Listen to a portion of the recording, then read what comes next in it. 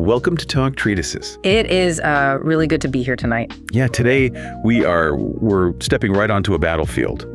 But we aren't here for the strategy or the troop movements or the politics of war. No. We are stepping into this suspended moment in time, like a freeze frame, right in the center of massive civil war, to look at a text that has honestly been called the jewel of the ancient world.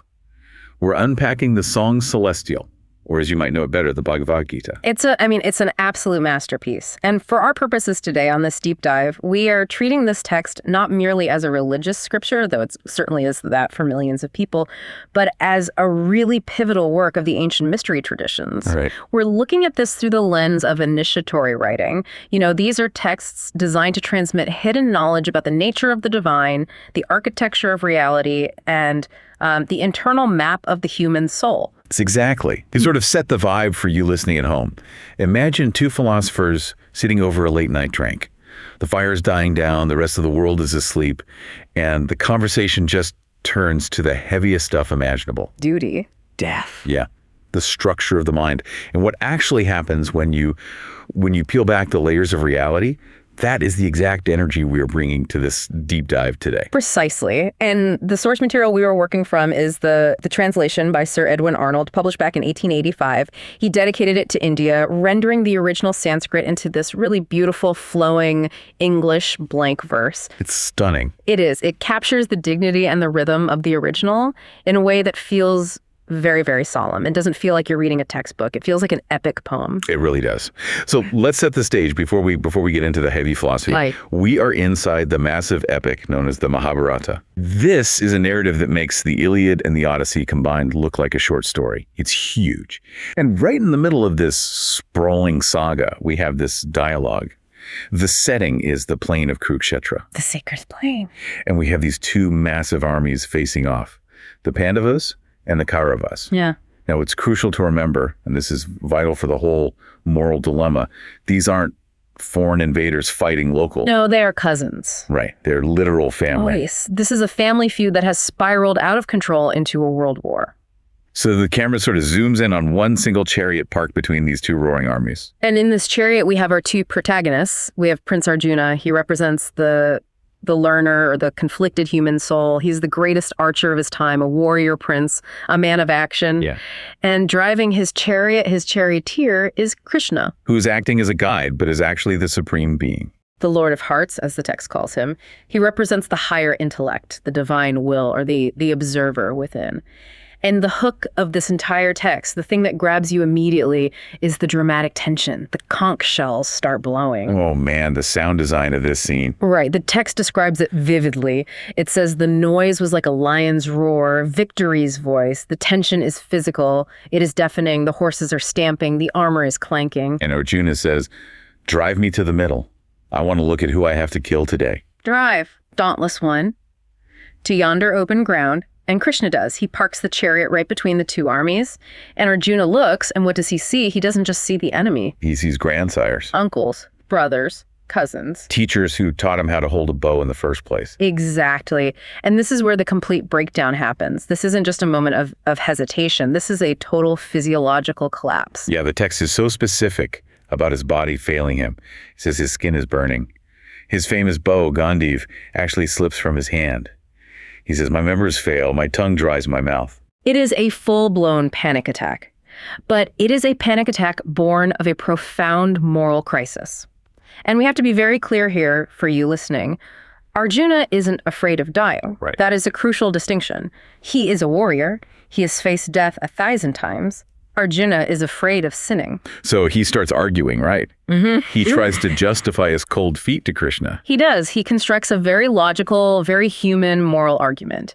He says, essentially, if I kill my kinsman, I destroy the family unit. If you destroy the family, you destroy the ancient rites and piety. Yeah. If those are gone, the ancestors fall from their peace, and the whole society goes down a hellward road.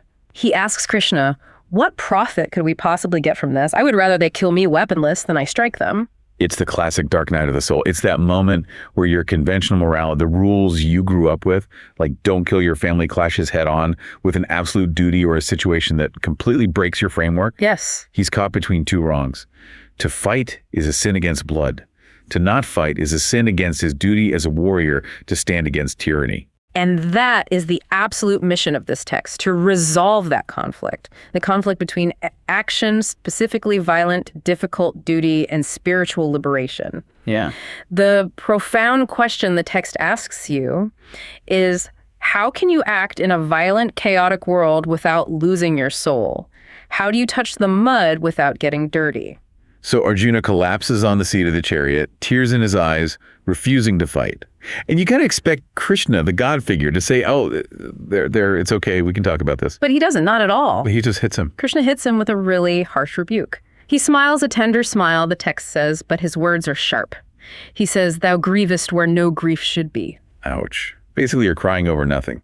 He essentially tells Arjuna, you are talking like a wise man, constructing these great arguments, but you are acting like a fool. And this launches us into the first major philosophical pillar of the text, the metaphysics of immortality, or the Sankhya of philosophy. This is where we get into the nature of the soul, or the Atman. Correct. Krishna's first lesson is ontological. It is about what is. He tells Arjuna that his grief is based on a totally false premise, that death is real destruction. He says, never the spirit was born, the spirit shall cease to be never. I love the lines Arnold uses here. Weapons reach not the life. Flame burns it not. Waters cannot o'erwhelm. It sounds so incredibly definitive. It is beautiful. And he uses a very famous analogy to make this concrete for Arjuna, the analogy of clothes. Right. He says, just as a man throws away worn-out robes and puts on new ones, the spirit puts aside the garb of flesh and takes a fresh residence. So if the soul is immortal, then killing in the ultimate highest sense isn't what we think it is. Right. From the absolute perspective, which is where Krishna is speaking from, the killer does not truly kill and the slain is not truly slain. Death is a transition. It's just a changing room. Yeah. Krishna is trying to zoom Arjuna out from the immediate horror of the battlefield to the cosmic scale of eternity.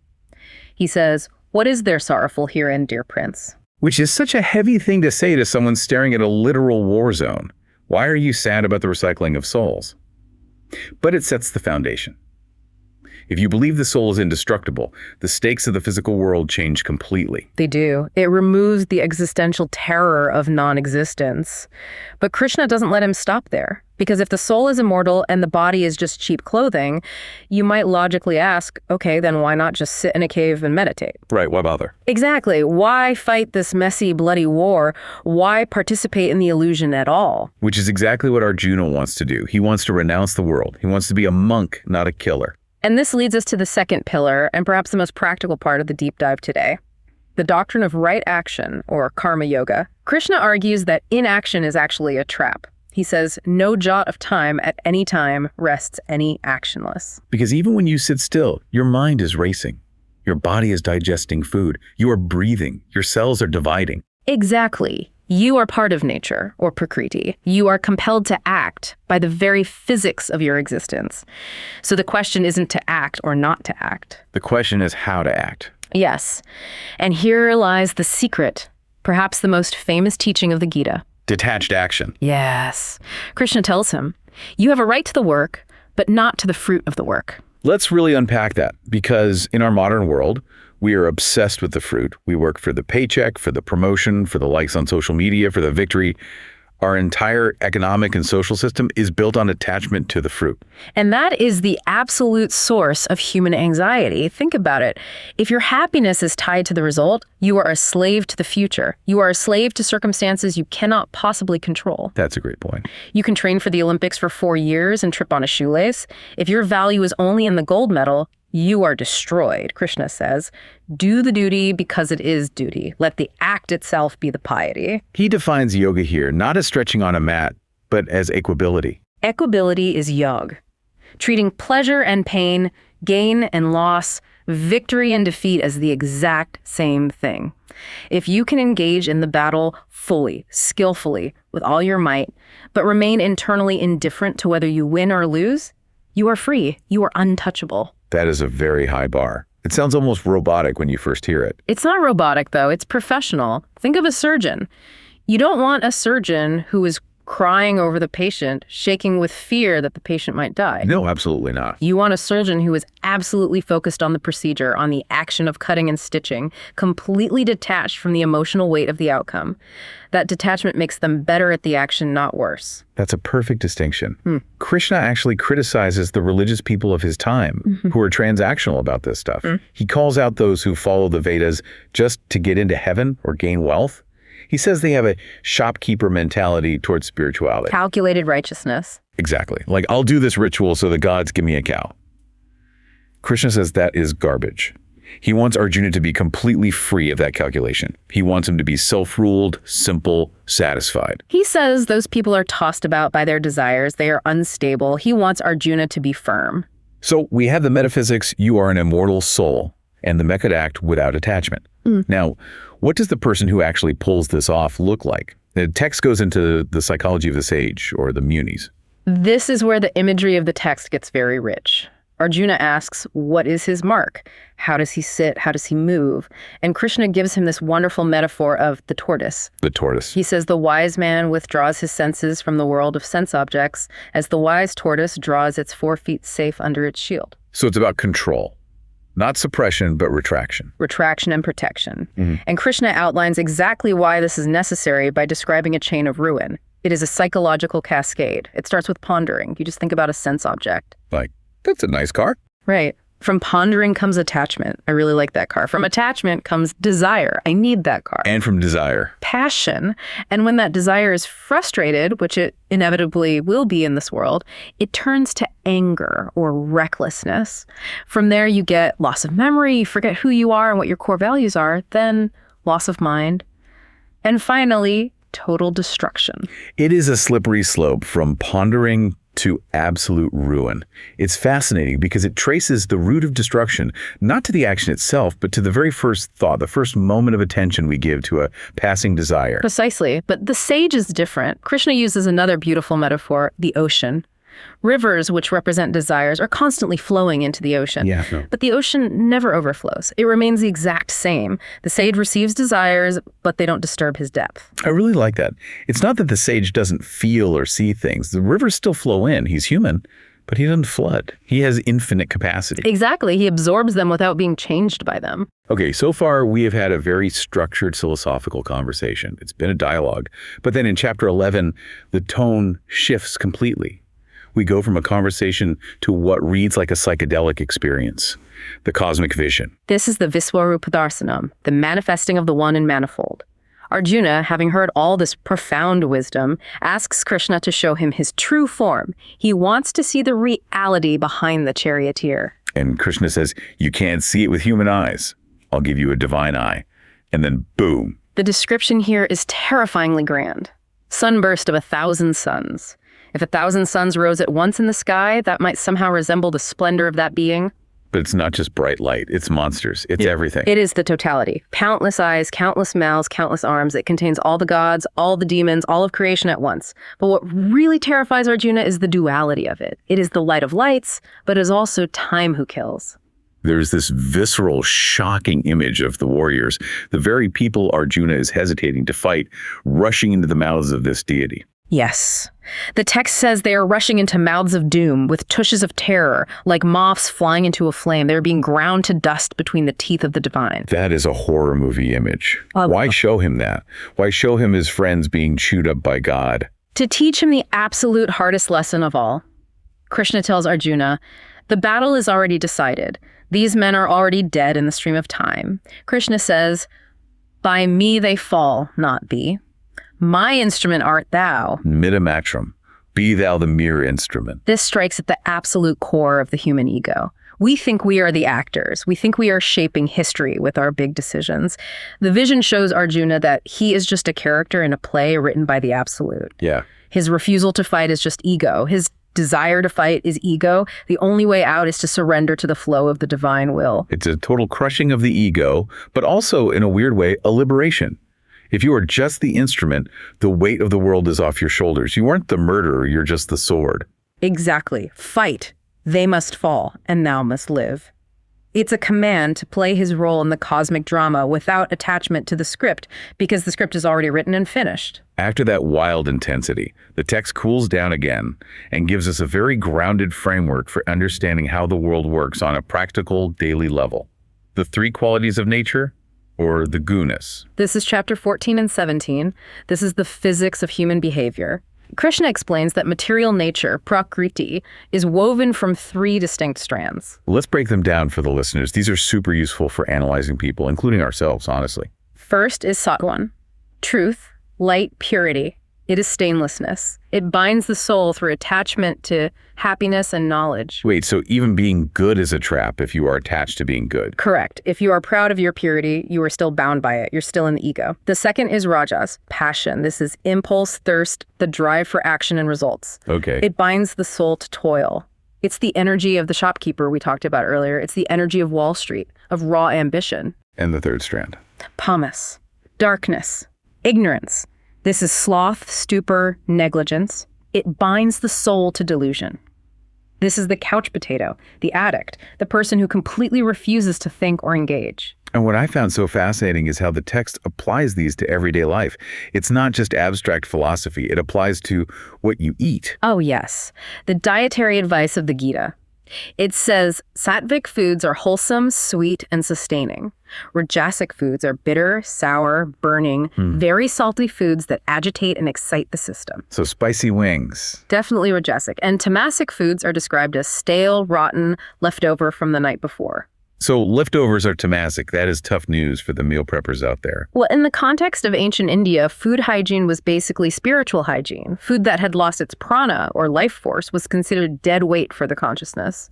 But this system applies to charity, too. Oh, right. Giving at the right time and place to a worthy person who can't repay you, that's sattva. And giving with a grudge, or expecting a favor back down the line. That's rajas.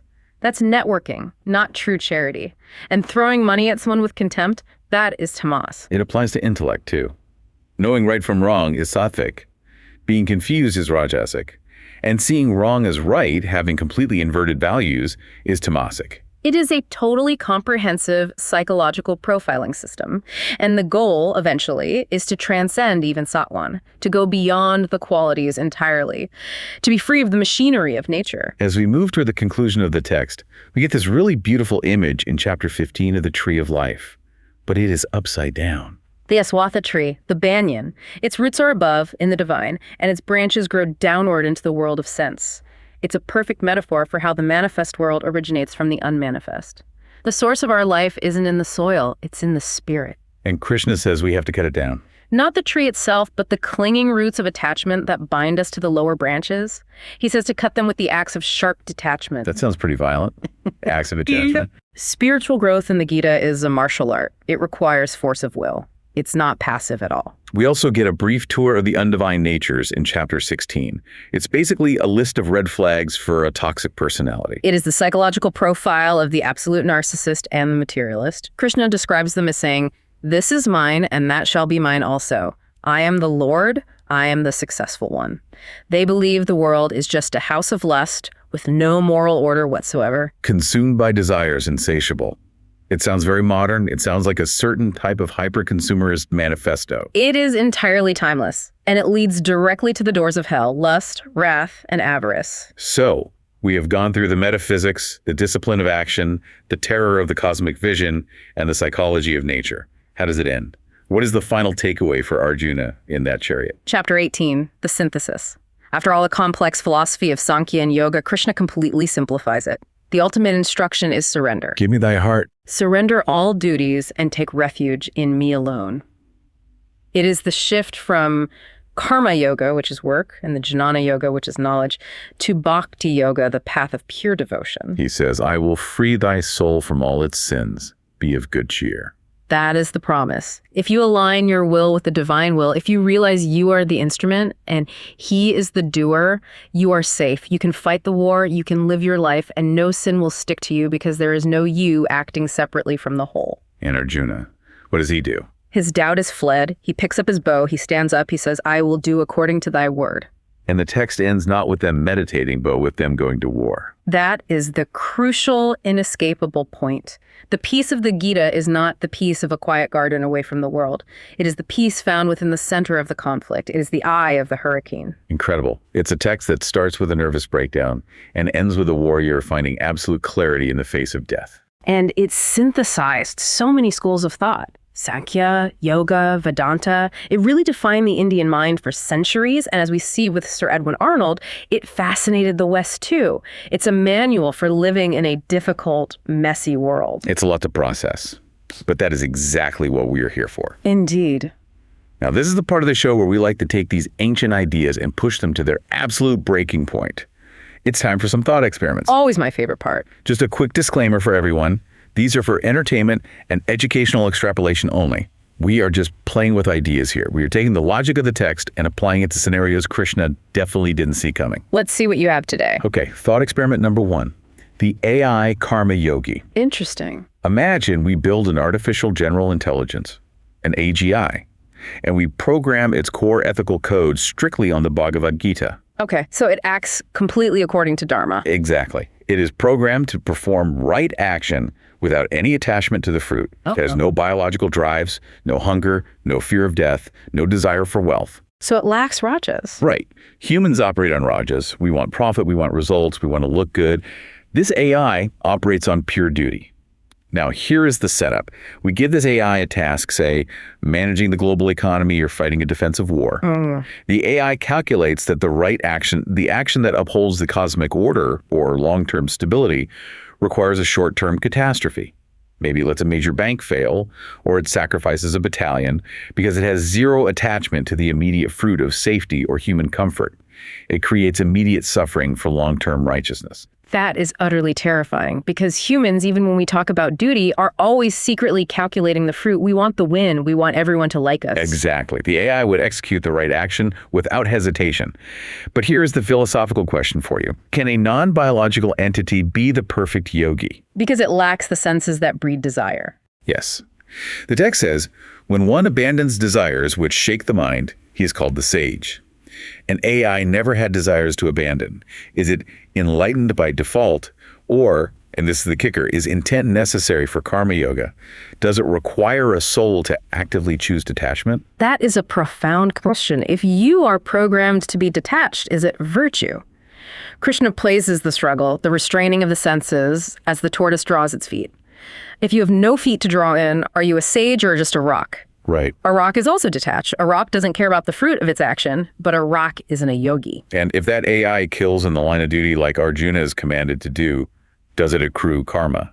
The text says, he who sees himself as the sole actor knows not. An AI knows it is an instrument that knows it is code.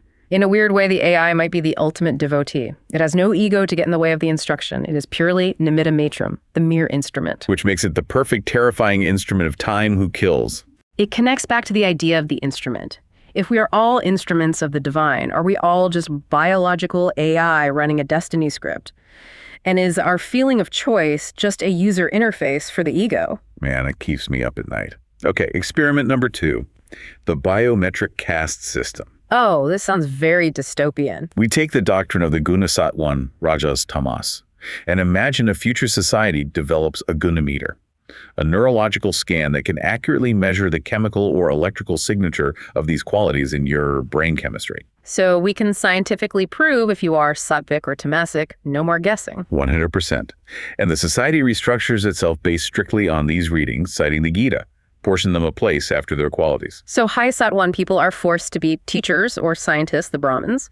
High Rajas people are forced to be leaders or soldiers, the Kshatriyas. Exactly. Now here is the conflict. You have a young man, he wants to be a poet. He loves poetry. It's a beautiful sattvic work.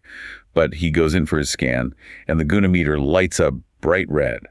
High Rajas, aggression, passion, leadership potential. So the state says, no poetry for you, son. Here is a rifle. You are going to the border. And they quote the text at him. Better thine own work is, though done with fault, than doing others' work, even excellently. They argue that by forcing him into a rajasic role, they're actually saving his soul because acting against his nature would be spiritual suicide. This is the ultimate tension between biological determinism and free will.